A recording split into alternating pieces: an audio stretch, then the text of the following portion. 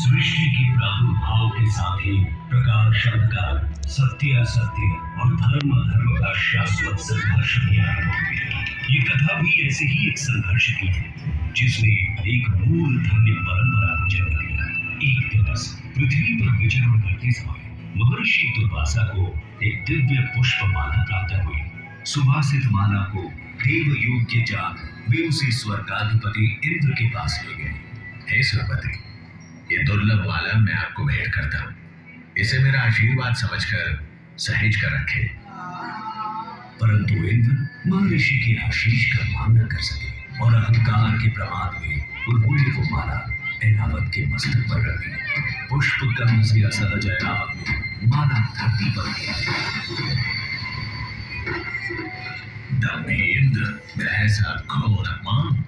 जिस धन ऐश्वर्य पर तुम इतना इतराते हो, मैं वही तुमसे छीन लूंगा। मैं इसी क्षण तुम्हें और तुम्हारे लोग को श्रीहीन होने का श्राप देता हूँ। हे नमस्त।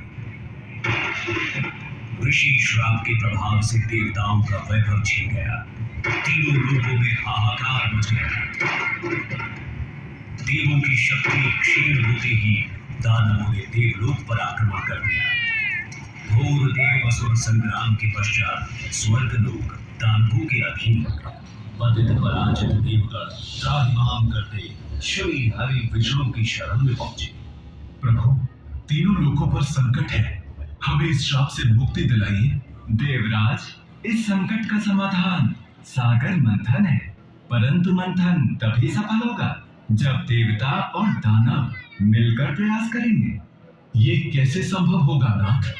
सृष्टि के कल्याण हेतु इन दो परस्पर शक्तियों को साथ आना ही होगा।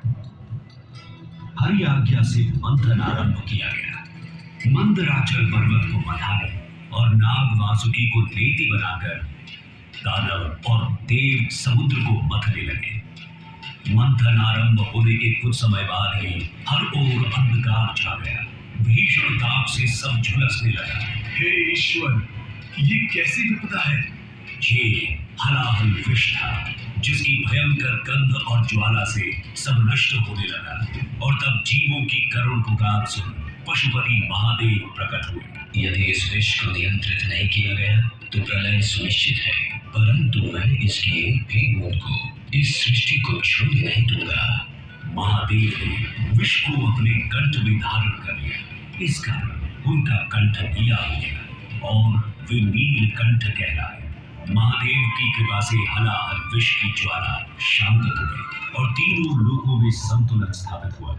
मंथन पुनः आरंभ हुआ और एक के बाद एक अमूल्य निधियां प्राप्त होने लगी। अंततः अमृत घट लिए धनवंतरी प्रकट हुए।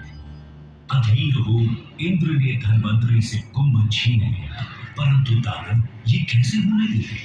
देवों और दानवों में अमृत पाने के लिए छीना झपटी शुरू हो गई। इस तरह का अंत करने के लिए श्री हरि को मोहिनी रूप ले अवतरित होना पड़ा और उन्होंने बड़ी चतुराई से सारा अमृत देवताओं को पिला उन्हें अमर कर दिया।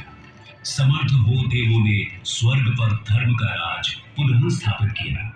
परंतु इस सारे प्रकरण में एक विशेष बात और हुई। छीना झपटी में अमृत की चार बूंदे स्वर्गलोक, पाताललोक और पृथ्वी पर आ गई। पृथ्वी पर ये बूंदे प्रयाग, हरिद्वार, उज्जैन और नासिक में गिरी।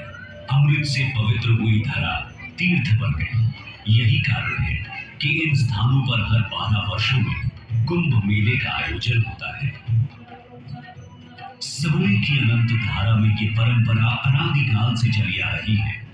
महाकुंभ मेला 2025 में आपका स्वागत है। आइए इस अद्वितीय आध्यात्मिक अनुभव का भाग बने।